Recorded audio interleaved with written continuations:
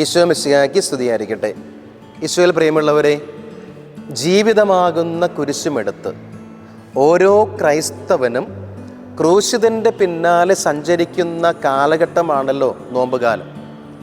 എന്താണ് ഈ നോമ്പ് നമുക്ക് നൽകുന്ന സന്ദേശം?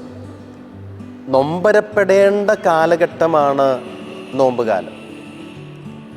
ഞാൻ ചെയ്തു പോയ പാപങ്ങളോർത്ത് നൊമ്പരപ്പെടണം. നൊമ്പരപ്പെട്ടാൽ മാത്രം പോരാ, ഞാൻ കർത്താവിലേക്ക് തിരിച്ചു വരികയും ചെയ്യണം. പഴയ നിയമത്തിൽ ദാവീദ് രാജാവിനെ പോലെ ദൈവമേ എന്നോട് കരുണ തോന്നണമേ എന്ന് പറഞ്ഞ് ക്രൂശിതനിലേക്ക് നമുക്ക് തിരിച്ചു വരാൻ പറ്റണം. നിനവേ നിവാസികളെ പോലെ ചാക്കുടുത്ത് ചാരം പൂശി പാപങ്ങളോർത്ത് പശ്ചാത്തപിച്ച് ദൈവത്തിലേക്ക് തിരിച്ചു വരാൻ നമുക്ക് പറ്റണം. പുതിയ നിയമത്തിൽ ധൂർത്തപുത്രനെ പോലെ തെറ്റുപറ്റിപ്പോയി ദൈവമേ എന്ന് പറഞ്ഞുകൊണ്ട് മാനസാന്തരത്തോടുകൂടെ അവൻ്റെ പക്കലേക്ക് തിരിച്ചു വരണം. നോമ്പ് നമ്മെ ഓർമ്മപ്പെടുത്തുന്ന ഒന്നാമത്തെ ഒരു സന്ദേശം അതാണ്. നൊമ്പരപ്പെട്ട് മാനസാന്തരപ്പെട്ട് ക്രൂശിതനിലേക്ക് തിരിച്ചു വരിക. അതുമാത്രമല്ല പ്രിയമുള്ളവരെ, നോമ്പ് നൽകുന്ന ഒരു സന്ദേശം, ചെയ്യാൻ മറന്നുപോയ അല്ലെങ്കിൽ ചെയ്യാൻ അവസരങ്ങൾ കിട്ടിയിട്ടും മനഃപൂർവ്വം പാഴാക്കിയ അവസരങ്ങളോർത്ത് മാനസാന്തരപ്പെടണം. ഒരു തീരുമാനമെടുക്കാൻ നമുക്ക് പറ്റണം. ഇനിയുള്ള എൻ്റെ ജീവിതത്തിൽ നന്മ ചെയ്യാൻ കിട്ടുന്ന ഒരവസരം ഞാൻ പാഴാക്കിയില്ലെന്ന് പ്രതിജ്ഞ എടുത്തുകൊണ്ട് ഞാൻ തിരിച്ചു നടക്കേണ്ട കാലഘട്ടമാണ് നോമ്പുകാലം. മറ്റൊരു ചിന്ത എനിക്ക് തോന്നുന്നത്, ഈ നോമ്പിൻ്റെ ഇംഗ്ലീഷ് വാക്ക് ലെൻഡ് എന്നാണല്ലോ. അതിന് പ്രകാശം എന്നുകൂടി ഒരു അർത്ഥമുണ്ട്. എൻ്റെ ആത്മീയ ജീവിതത്തിൽ, നമ്മുടെ ഓരോരുത്തരുടെയും ആത്മീയ ജീവിതത്തിൽ ഞാൻ പ്രകാശം പരത്തുന്നവരായിട്ട് മാറണം. ഈശോ പറഞ്ഞില്ല ഞാനാണ് ലോകത്തിൻ്റെ പ്രകാശം.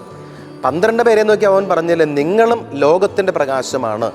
അതിനാൽ പ്രിയമുള്ളവരെ, നമ്മൾ ഓരോരുത്തരും യേശുവാകുന്ന പ്രകാശത്തിൽ നിന്ന് അവൻ്റെ വെളിച്ചം സ്വീകരിച്ച് ഞാൻ ജീവിക്കുന്ന എൻ്റെ കുടുംബത്തിൽ, എൻ്റെ സമൂഹത്തിൽ, എൻ്റെ ഇടവകയിൽ പ്രകാശം പരത്തുന്നവനായിട്ട് മാറണം.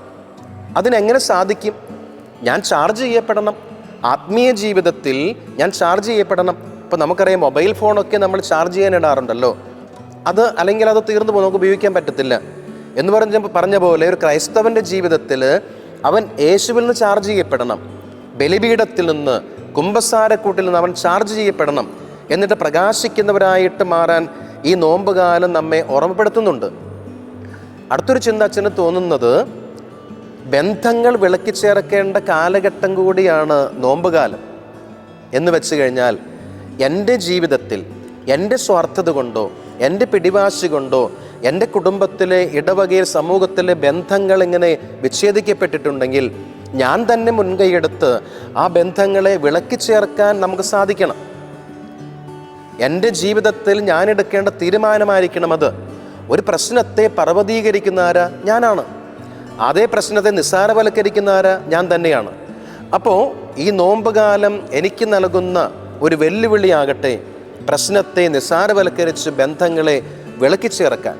അങ്ങനെ പ്രിയമുള്ളവരെ, ഈ നോമ്പുകാലത്ത് എൻ്റെ ജീവിതത്തിൻ്റെ കുരിശുമെടുത്ത് ആത്മീയ ജീവിതത്തിൽ പ്രകാശം പരത്തി ബന്ധങ്ങളെ വിളക്കിച്ചേർത്ത് യേശുവിനെ, ഉദ്ധിതനെ പ്രഘോഷിക്കാൻ ഈ നോമ്പ് നമുക്ക് പ്രചോദനമാകട്ടെ. ദൈവം നമ്മെ ഓരോരുത്തരും അനുഗ്രഹിക്കട്ടെ. നന്ദി.